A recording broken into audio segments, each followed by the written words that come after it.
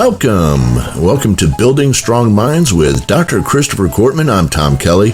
We're going to be with you for the next hour, talking about all sorts of different things that may come up before us.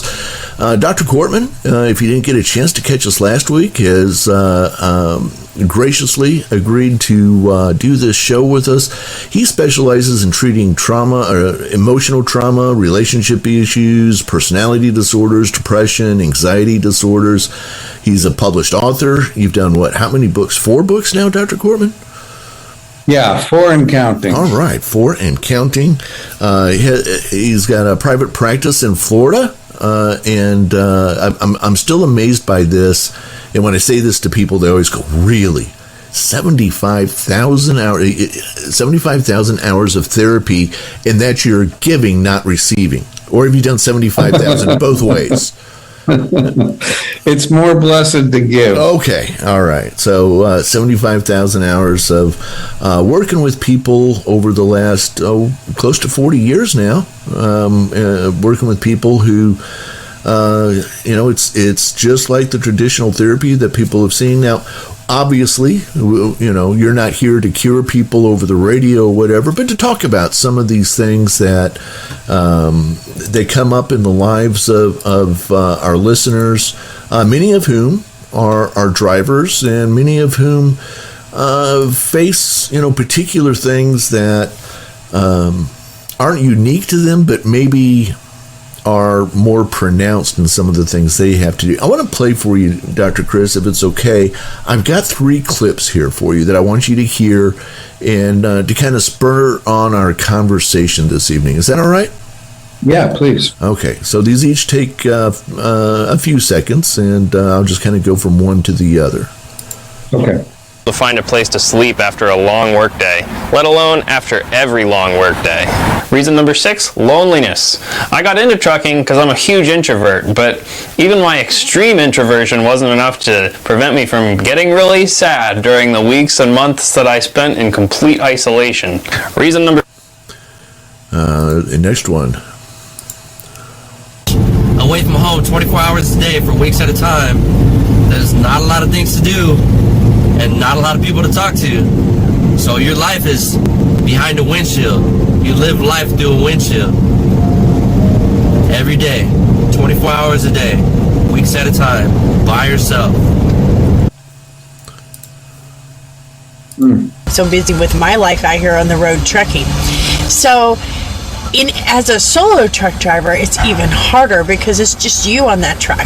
So the only time that you have to communicate with your family or with your friends is either through video chatting or through phone calls. And again, you may notice that once you become a truck driver that some of those relationships change. So you have to be prepared for the loneliness that comes with truck driving. Even though I'm with my husband and we spend a lot of time together, I also feel incredibly lonely out here.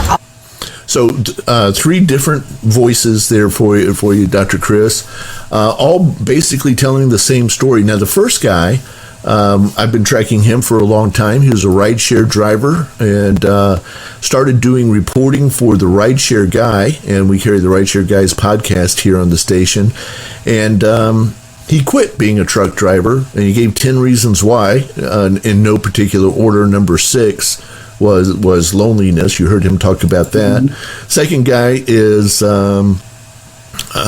he's been doing podcast off and on for years. He's Thomas the Trucker, not to be confused with Thomas the Tank Engine, the truck engine. Yeah, tank engine. That would be different. Thomas the right. Train. Thomas the Train. Right. That's a different one. This is Thomas the Trucker, and just kind of a very open, down-to-earth guy. He recorded that right at the beginning of the pandemic. Little did he know how much it was going to become even more true once the pandemic settled in.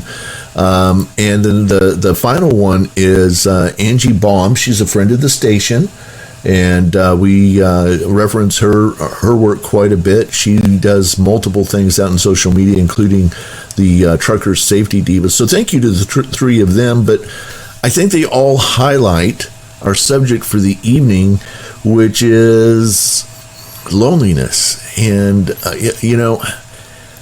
I think a lot of people who aren't in the business might think to themselves, well, you got a cell phone.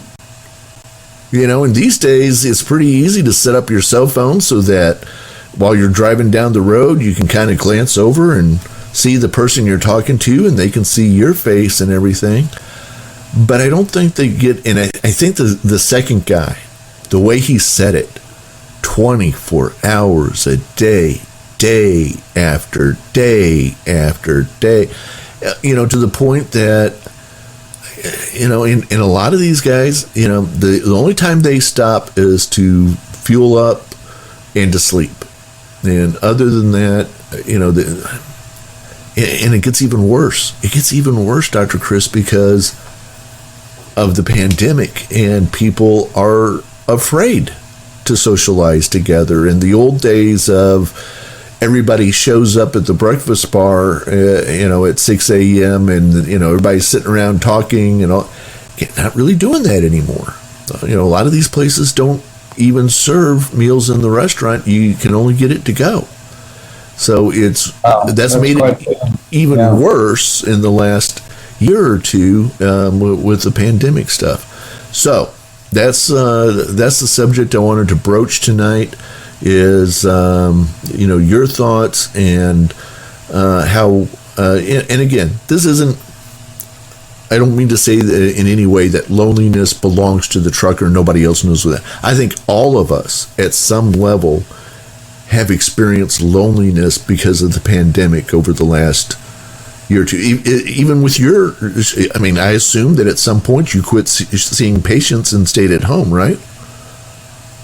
I'm still at home, as a matter of fact, yeah. And it's not the same seeing them over the phone or over Zoom as it is face. It's not the same. That's not the way we were created. We were created as social creatures, and I was never really aware of that until all of this happened, and realized how much we like to be together. We gather together to watch movies. We gather together to watch sporting events. We gather together to watch plays. We gather together to pray. We gather together to do all sorts of things.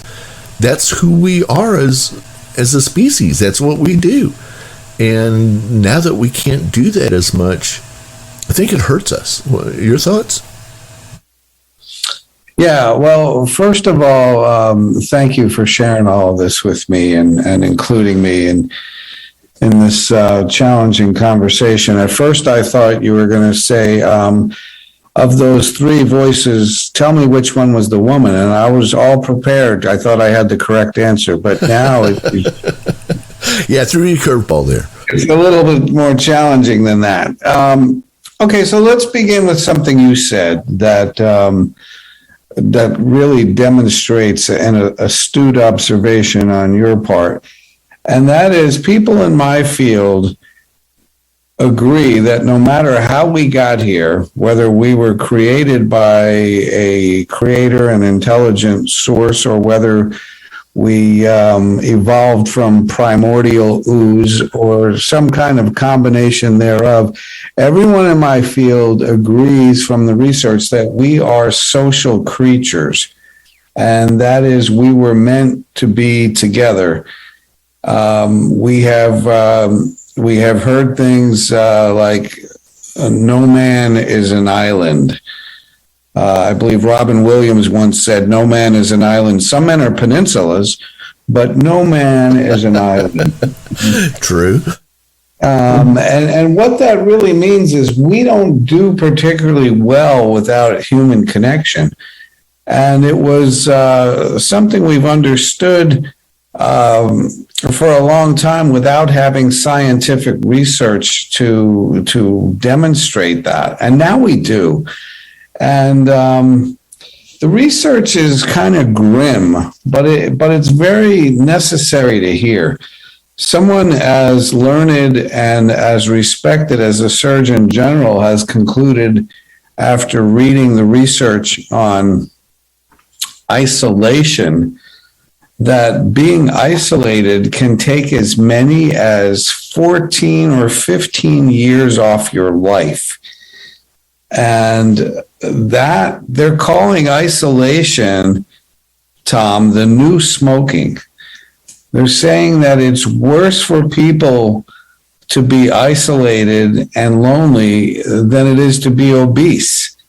Wow. Wow. It was once considered kind of an annoying psychological condition. Now we know it as a medical condition. And one of the places where it seems to hit hard, amazingly enough, is cardiac illness, the heart. We now have a significant link, a correlation between loneliness and isolation and heart disease. That one is much more likely to suffer a myocardial infarction, also known as a heart attack, when they're isolated, when they're lonely, when they don't have meaningful and viable human connection. We know there's a link with stroke and cerebrovascular accidents, CVAs they call those, but a stroke. It's also true about depression and anxiety disorders and even suicide. People who are isolated, people who are lonely, people who don't have human connection have a propensity for some of these other conditions. And now we're not just saying it's a very, shall we say, unique part of the population. We're saying now the research has changed even with COVID, as you were alluding to. Like half of Americans lost touch with at least one friend since COVID. And it's more difficult now to make friends since the pandemic. Our society is set up now for more things to occur with distancing. There's a term now that everyone's using calling social distancing. Right. And some people right away wanted to change that to physical distancing, not social distancing, because we can't afford to be socially distant. And yet, since the pandemic, people are forming fewer close friendships. They're talking to friends less than they did before, and they're relying on friends for things that they need less than they ever have. So it's taking its toll. The pandemic is, and people are actually becoming afraid of other people. I remember when this thing started a couple of years ago.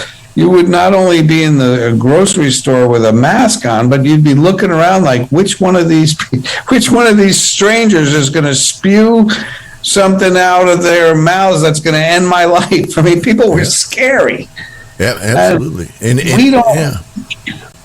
Go ahead. No, I was just going to say, look, I tell you what, we're going to take a quick break and come back. I want to pick it up from there because I think that fear also was pronounced in anger and other ways, as people were afraid of each other. And again, this is something that drivers put up with constantly. So yeah, we'll talk about this and much more. You're listening to TNCRadio.LIVE.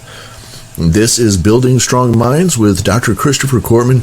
We'll be back in just a few minutes. Stay right there. This blog on TNCRadio.LIVE is brought to you by the Truckers Network at app.thetruckersnetwork.net. Inspections for truck drivers. Getting stopped for an inspection in the middle of a delivery is a situation every truck driver dreads. Inspections are time-consuming and interfere with the driver's schedule for delivering their load on time. However, they are essential for regulating safety conditions for everyone on the road. There's 6 different levels of DOT roadside inspections. Each level has a unique set of requirements and can happen at any time. It's important to be familiar with all 6 levels of DOT inspections, so if you have one, you can pass. Level 1, North American Standard Inspection. The Level 1 inspection is often referred to as a full inspection and is the most thorough. There are 37 steps to a Level 1 inspection. During this inspection, the driver's credentials and the vehicle will be examined. Because the Level 1 inspection has so many steps, it does take a significant amount of time. A good way to help speed up the process of a Level 1 inspection is by staying on top of driving requirements and proper truck maintenance. Here's some things the inspector will check during a Level 1 inspection.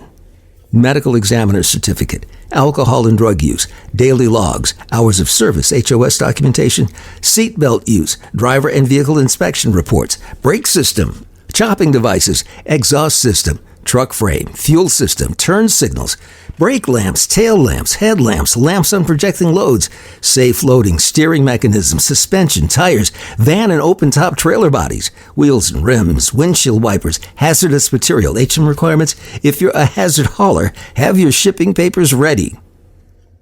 Level 2. Walk-around driver vehicle inspection. Level 2 inspections are a less invasive process and are also the most common.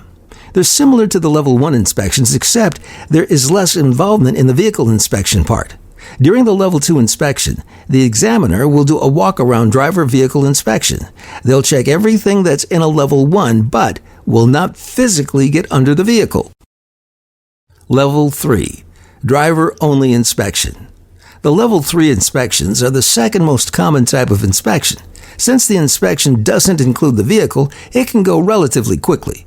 A driver will be expected to present a record of duty status, that's RODS, driver's license, hazmat requirements, medical card and waiver, skill performance evaluation certificate, vehicle inspection report, HMDG requirements, and HOS documentation. Level 4. Special inspections. A Level 4 inspection is a one-time inspection of a specific trend within the industry. This type of inspection happens when the Department of Transportation wants to do further research on industry issues. Level 5. Vehicle-only inspection. A Level 5 inspection is like Level 1, but the driver is not present during the inspection. During this inspection, the examiner will check everything that's in the Level 1 inspection except those relevant to the driver. Level 6 Enhanced NAS Inspection for Radioactive Shipments. The Level 6 inspection is only relevant to drivers that haul radioactive materials. These inspections are put into place to ensure that drivers who haul radioactive material are following proper safety protocol. This info blog was brought to you by the Truckers Network at app.thetruckersnetwork.net. You're listening to TNCRadio.LIVE. Remember to tune into the Truckers Network Show with Shelley Johnson, weekdays at 3 p.m. Central, 4 p.m. Eastern.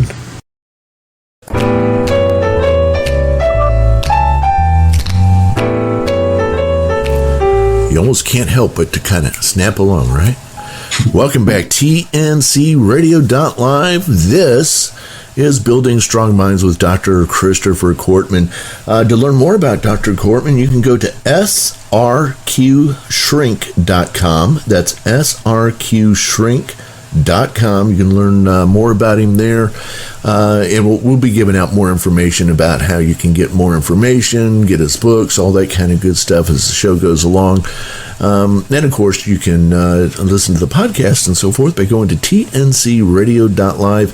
If you'd like to send us an email, you can send an email to Dr. Chris, DRCHRIS, at TNCRadio.LIVE. We are the only ones who can see it. We would never use your name or give revealing information about who you are. But if you got something you want us to talk about tonight or in a future episode, let us know. We'd be happy to do that.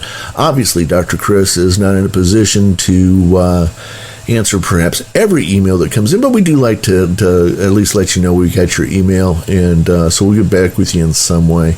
So, Dr. Chris, we're talking about loneliness tonight, and heard from a few drivers talking about real world drivers who are out there talking about the loneliness.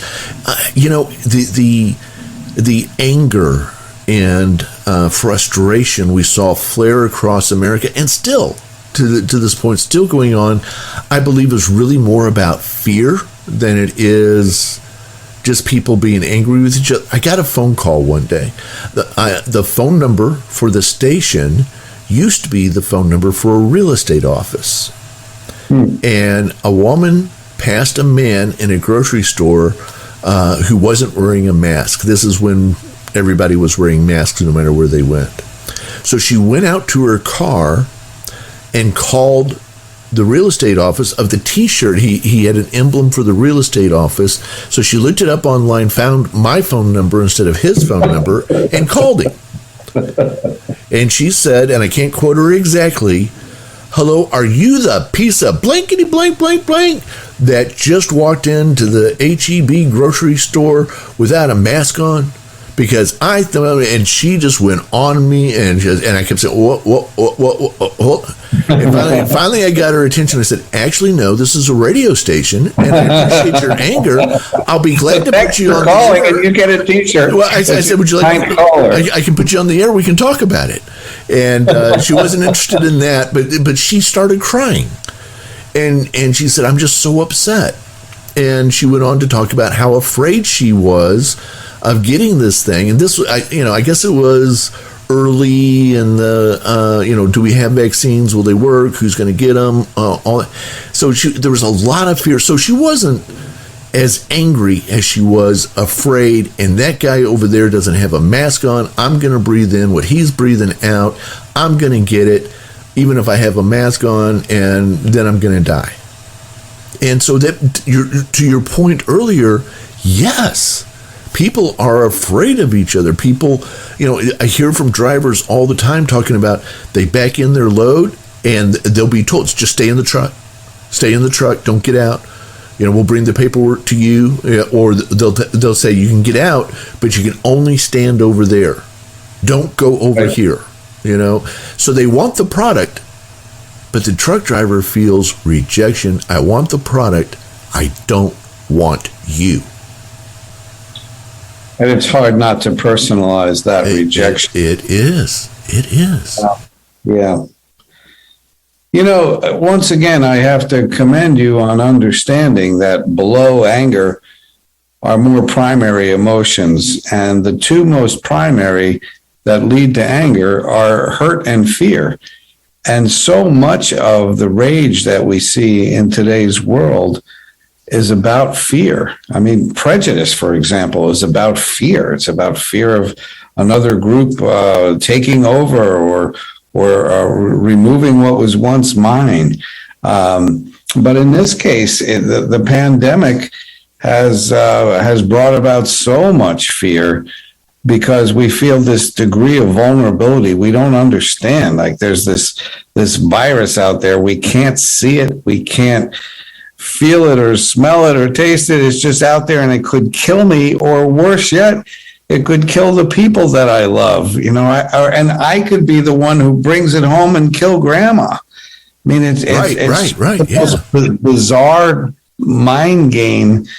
And then we have people saying, well, if I get it, it won't be so bad as a younger person and as a stronger person. But what, I have to be afraid of everyone that I talk to and everyone I come close to because I might give it to them. It really has made people afraid of others, and it's created social distancing worse than it's ever been. And so we're in this place where we say we need people, but we fear them because where do we get germs from? Where do we get viruses from? Well, one of the things that we also have in the way of research is an incredible amount of positivity when it comes to friendships. I can rattle off 5 or 6 research studies about friendships, and they're all good. I mean, they're all very good. And I'd like to do that if you wouldn't mind, because I want people to understand as scary as the research is on isolation and loneliness, that's how good the research is when it comes to connecting with other people. And friendships and friends of any kind are very positive for humans. And it works not only to make us feel better when we've had a good connection with people, but it does incredible things like bolster our immune system. For instance, there's a research study that says that people who have friends are far less likely to catch colds. And the colds, of course, are viruses. And then we're talking about viruses. And so people who have friends have a statistically significantly less likelihood of catching colds than people without friends. And I laugh when I hear that and say, that's stupid. That makes no sense. Where do we get germs from? But it doesn't work that way. It works such that it's counterintuitive. When I have friends, it bolsters my immune system so much that I don't get sick because I have people that love me and people that connect with me. We have research on what hugs do for people. And there used to be a recommendation out there to try to get 4 hugs a day, even if you get them from strangers, because they do positive things to our immune system. We have research that says by petting animals, we reduce our blood pressure. Having pets in the house. What is that? That's another furry friend. We have research that says we digest food differently when we're eating with other people. And what was fascinating about that study is one of the people who was reporting it in a book said, let me translate this for you. He said, it is actually healthier to eat Twinkies with your friends than it is to eat broccoli by yourself. I love that study. I like that, yeah. Because it's basically saying you even digest your food better when you're laughing with your friends, when you're hanging with your buddies, whether you're watching a football game or whether you're just having lunch somewhere or whatever it is you're doing, every experience is intensified. And it's good. It's good for your entire nervous system. We have research study that says when people have devices implanted in their heart, defibrillators, to recover from that, people did better if they had 3 or more friends. It's amazing research that the amount of friends you have determines to a large extent how well you recover from a surgery or a procedure, or how well you bounce back. One of the most fascinating research studies is one of the longest studies. They call them longitudinal studies. This study went all the way back to JFK and his sophomore year at Harvard, which was like 1948, I think. But they were studying these men throughout the rest of their lives. And they asked them questions about every aspect of life and compared them to one another. And, 2 of the things that stood out in this study was that cholesterol meant nothing, meant absolutely nothing. Their cholesterol scores had no impact on anything in their lives. It was almost like a waste to study it. But friendships meant everything. Wow. Having friends and having close friends, having intense relationships with friends, having people in your life to love, to connect with. People with friends actually bounce back faster from illnesses. They actually have less anxiety.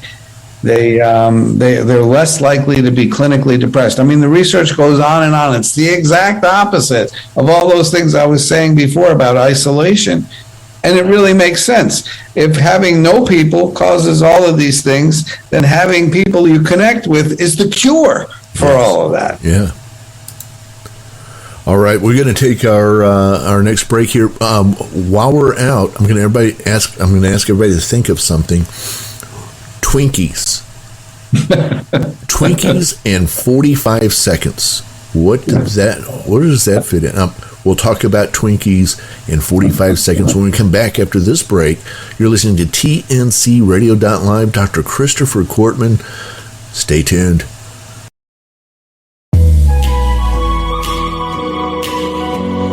Hi, I'm Dr. Christopher Kortman, and now for the Mental Health Minute. I promised you in part 1 of this video that we'd talk a little bit more about enabling versus helping. Let's pretend that you have a son, and this son has a wife and 2 kids, and he's working 2 full-time jobs, and sometimes has a third gig whenever he can. And you say to the son, I'd like to help you get in your first house. So I'll tell you what I'm going to do. I'm going to match every dollar you can come up with. And together we'll put a down payment for you on a new house. Are you helping or enabling?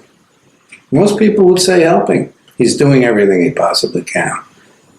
But you also have a daughter. She's in her 5th semester of college. She's a freshman. And she's kind of taking her sweet time dropping classes. And she's only compiled about 12 credits thus far. And she says, Daddy, the lease is up. I need you to sign for me again for this wonderful plush apartment. Sounds like an opportunity to enable to me. Why? Because she's not doing everything she possibly can to help herself. That's probably where a parent has to step in and say, time to come home and let's go to community school or some kind of a change because I'm no longer willing to enable. In my book, Your Mind, an Owner's Manual for a Better Life, I wrote a little ditty on enabling, and it goes something like this. When you call him in sick, he's been drinking with Rick, that's enabling. When she's living for thrills, you've been paying her bills, that's enabling. I know what you're thinking, keep your day job, Corbin. But here's the thing. Help people as long as they're doing everything they can to help themselves. Otherwise, stay out of the way and let them do what they can to help themselves. And let them do what they can to help themselves. Hi, this is Bill Waldrop. Want to learn more about trains? Join us Wednesdays at 7 p.m. Eastern, 6 p.m. Central for The Train Station. It's right here on TNCRadio.LIVE.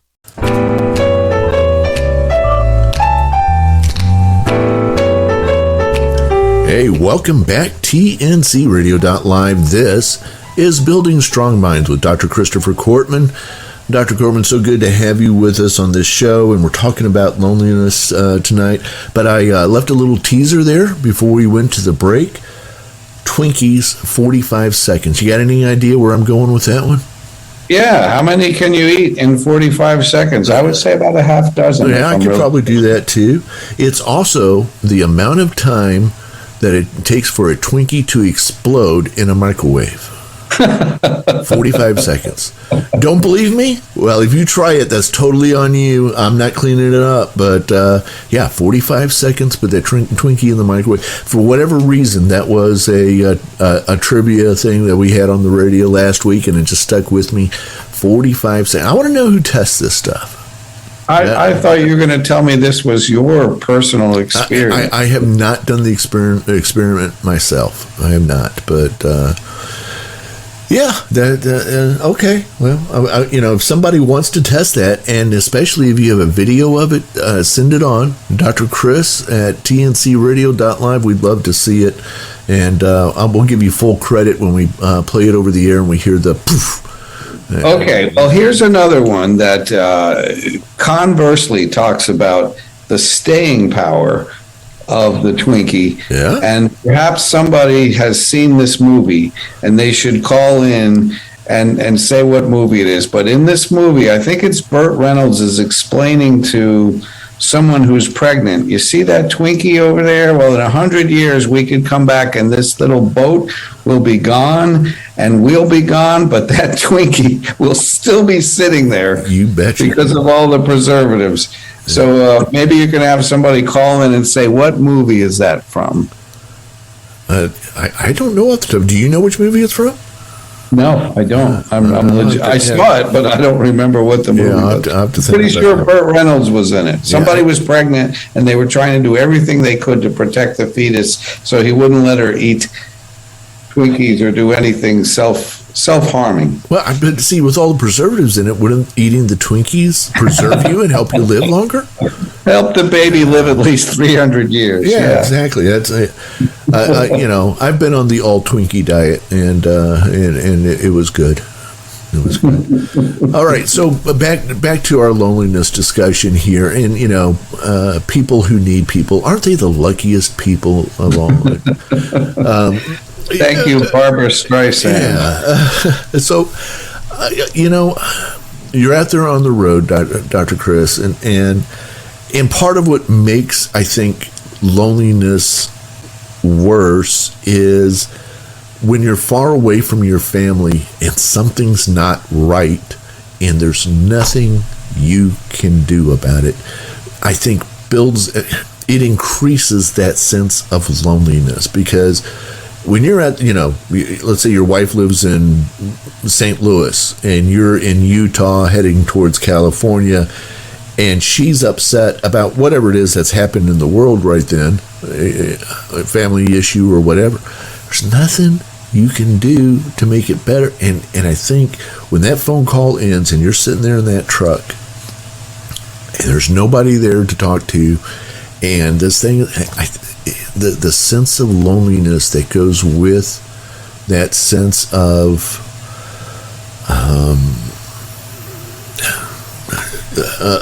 helplessness. Yeah. I think that just makes it that much worse. There's no question about that. And every driver would like to feel like they could be of value to the people that they love. And you tend to feel impotent if not only are you a zillion miles away, but you can't solve anybody's problems because you're so far away. And they stop even turning to the person far away, to say, Johnny's struggling with math. It's hard to ask somebody who's that far away to sit down with Johnny and help him learn how to think through these problems. And it's easy to feel disconnected from all members of the family and friends.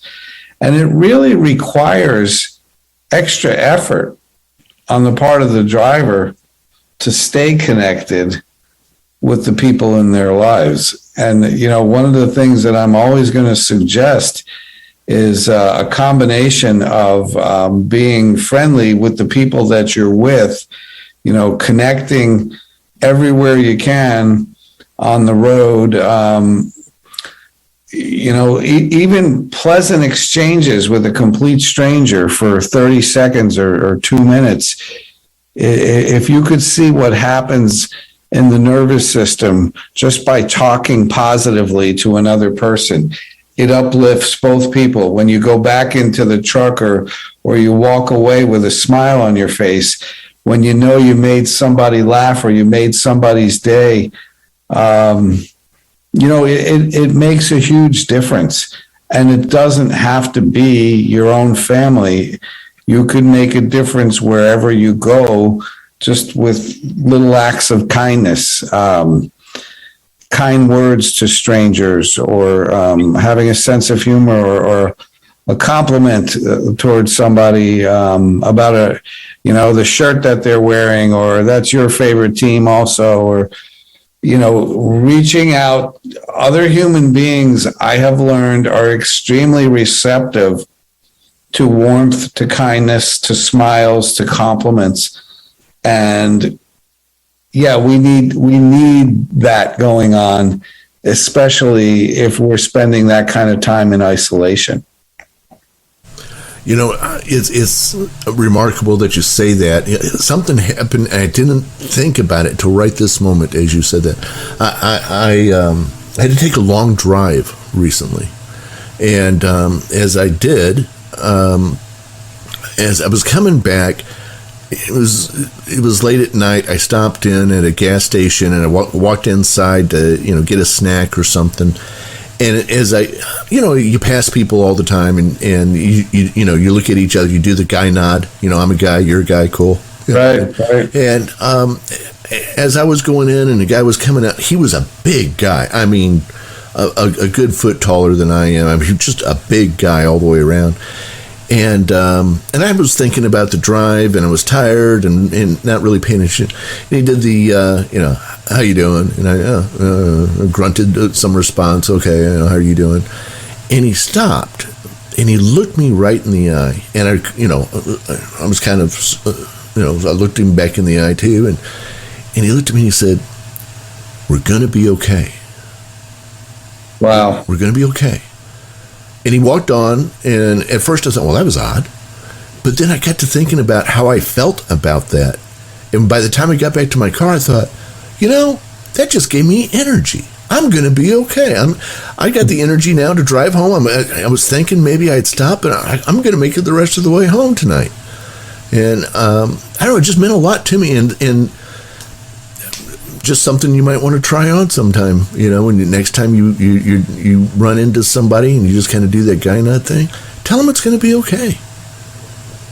Yeah, it's a very positive thing. And saying positive things to people almost always makes a world of difference. I mean, walking into a place and spending an extra 3 seconds holding the door open for people who are nowhere near the door, but you see them coming, so you make sure that the door doesn't close. What a difference it makes. You get a big smile and a thank you, and, oh, there's still gentlemen out there today. People respond well to kindness. And I guess what I'm saying is that doesn't wipe out all the loneliness, but you'd be impressed by what it's doing in your nervous system, just having little connections. And for drivers, I'm going to say do everything you can to connect positively with your friends and the people back home. Sometimes it takes a little creativity, but you could even make regular dates. Tuesday night, I'm going to call you 8:00 every Tuesday because that's going to be our time. And we're going to have that, and I'm going to look forward to that, and I'm going to ask you about your day or your week. And we're going to connect. I mean, if you have the capacity to drive and to talk on the phone, which most people do in today's world, we can spend a lot of time on the phone calling home and spending time with each family member, because I want each person to know that just because you're out of my sight does not mean you're out of my mind. And as your dad or as your mom driving, I love you very much. And I want to connect with you in the best way I can until I'm home with you, this Thursday or whenever it is I'm getting home. Yeah, we have to be more creative. We have to be more resourceful. If we have a predictable schedule, we want to join different social opportunities. There's a research study that found that elderly men, they researched elderly men and divided these guys up into 2 groups. And one group, they made them join a social club, and the second group, they didn't. And 2 years later, they researched what was going on, and they found that the guys that they made join a social group were statistically significantly more likely to still be alive than the other guys. Wow. And the only difference was that they were forced to join a social group. And by that, I mean, you can fill in the blank on this, but a service club. My goodness, if you're not involved in a service club, if you have the chance because you're home at certain times, that's such a fantastic thing, because by and large, the people in those groups are kind, giving people. They're good human beings. And you surround yourself with people who invest their time in making other people's lives better. They help others. The research says that volunteers are happier. Volunteers live longer. I'm always going to put a shout out there for faith-based groups, and participating where you can in groups of people who, houses of worship, or people who believe in some kind of a God or some kind of benevolent force. Chances are those kinds of groups have a lot of quality people to connect with. and people that will reach out to you and will respond well to you. I mean, the one thing we want to do is to extend ourselves, get involved in the lives of children, teach Sunday school, be a Boy Scout leader or a baseball coach or assistant soccer coach or, whatever it is, get involved with humans. And I know it's harder if you're away from home a lot and you have to be that much more creative, but never think that gives you a pass on the need to connect with others, because you have the same nervous system that everyone else does, and we respond well to social connection. Absolutely. I tell you what, we're going to take a quick break here, and we're going to come right back. We're going to wrap up the show. Thank you very much, Dr. Corman. We'll be right back after this. TNCRadio.LIVE. Stay tuned. This info blog on TNCRadio.LIVE is brought to you by the Truckers Network at app.thetruckersnetwork.net. Mental health resources for truck drivers. Truck drivers are the backbone of America. They're the unsung heroes. Nearly every good consumed in the United States has been transported in a truck. Because of how challenging truck driving is, truck drivers often portray the image of being tough. Mental health is not a discussion that many truckers will have among each other. The truth is, truck drivers are human. They have their emotional and mental struggles just like every other working American. The only difference is that truck drivers face unique factors that put them more at risk for depression and other serious mental health issues. According to the Transport Workers Union, 1 in 5 truck drivers has experienced mental health issues. Depression and anxiety are the top mental issues that truck drivers face. Mental health resources for truck drivers. With truck drivers spending more time on the road than at home, it can be difficult to get help for their mental health struggles. Now, thanks to modern-day technology, truck drivers can get help right from their smartphones. Esper. Esper is a national behavioral health company with a mission to help people and organizations reach their full potential. Esper offers a continuum of behavioral health care from acute to chronic health conditions to leadership development, including Fit to Pass, a coaching program to assist professional drivers in maintaining good health and pass their DOT recertification physical exams. BetterHelp. BetterHelp is the world's largest e-counseling platform. They have access to licensed, trained, experienced, and accredited psychologists, marriage and family therapists, clinical social workers, and board-licensed professional counselors. To get starters, take a quick questionnaire and BetterHelp will match you with a therapist that's right for you. Mutts for Trucks. Mutts for Trucks is an organization that helps truck drivers find the perfect four-legged friend for the road. Their mission is to bring more good to a community that brings so much good to us. It's been proven that owning a dog can drastically decrease isolation, depression, and cardiovascular disease. The National Suicide Prevention Lifeline is a national network of local crisis centers that provides free and confidential emotional support to people in suicidal crisis or emotional distress 24 hours a day, 7 days a week. Their number is 1-800-273-8255. That's 1-800-273-8255. If you feel that you need help for your mental health struggles while on the road, we also recommend reaching out to your carrier and seeing what options they may have available for you. For more information on mental health, go to the blog section at The Truckers Network at app.thetruckersnetwork.net. Hey, rideshare drivers and gig economy workers, the host of TNCRadio.LIVE, the Rideshare Rodeo Podcast, and the Gig Economy Podcast come together for news, talk, music, stories, laughs, and more. We're live Fridays at 7 p.m. Eastern, 6 p.m. Central, right here on TNCRadio.LIVE.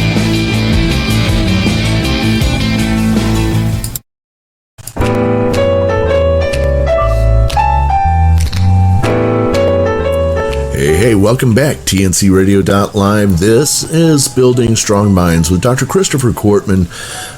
Dr. Chris, this has been a fascinating discussion, and I kind of want to hit some of the highlights here in just a minute. But before we do, you said that at the very beginning we talked about that you had written 4 books.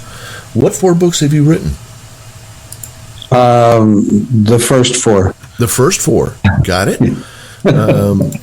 My first book was called Your Mind, an Owner's Manual for a Better Life. And that book features 10 truths that we just don't teach people. Simple truths that if we took the time to teach this stuff to kids, people would be a lot healthier mentally. The second book was Take Control of Your Anxiety. And that book is it's very light. It's a drug-free approach to dealing with anxiety, learning everything about why we get anxious and how we keep ourselves anxious, and most importantly, what to do about it. The third book is Keep Pain in Your Past, and that's about getting over the worst thing that ever happened to you. It's about trauma, it's about grief, and it has a lot of stories of people who got over horrible things that they endured and how humans heal. Something that took me a long time to learn by working with my best professors of all, and those are my patients. And the last book is actually a rewrite of the first book. It's called The Social Black Belt. And that's a book that takes the same 10 truths, but it's written just for adolescents. And it's a book that's used sometimes in the schools for a program, a social emotional learning program called the Social Black Belt. And boy, I'm trying to get that going on a much larger scale, because when kids learn these skills, they're capable of functioning at a higher level that can deal with what life brings them. So if I wanted to find out more about these books, if I went to SRQShrink.com, would I be able to find Absolutely. more? Yeah, that can launch you to any of the social media sites, and you can get any of the books. Yeah. Okay, so SRQShrink.com. That's S as in Sarah, R as in Robert, Q as in Queen, SRQShrink.com. You go there and learn more about Dr. Christopher Kortman. As we wrap up here, we've got less than 2 minutes. You've given us some really great practical advice, and I guess the one that sticks out to me the most is taking these moments to connect with people, even if you're never going to see them again. Taking that quick moment to connect with people, because as drivers, in and out, here we go, quick, and all, it's real easy to just grunt past them, and taking that extra moment to say hello, to hold the door, to make that quick connection can make a difference. I have another thought, if you don't mind. Yep, just a minute left. Okay, if a couple of drivers are on the same page, even spiritually, to say, how about you and I become prayer partners? Yeah. And I'm going to pray for you and your stuff and your family, and you pray for mine. And how about you and I connect once a week? We'll get a hold of each other wherever we are in the world, and we will, kind of intervene on each other's behalf with the Almighty. Or even if you don't believe that way, just having one person in your life to say, man, I will be your unofficial support group. You can tell me anything and it stays between us. I'll be your accountability guy. Tell me anything and I'll be your friend, and I'll tell you what's going on with me. I mean, we could make a difference just by having one person, one guy, one friend out there. Absolutely. Out there. Absolutely. Out there. Absolutely. Out there. Absolutely. Out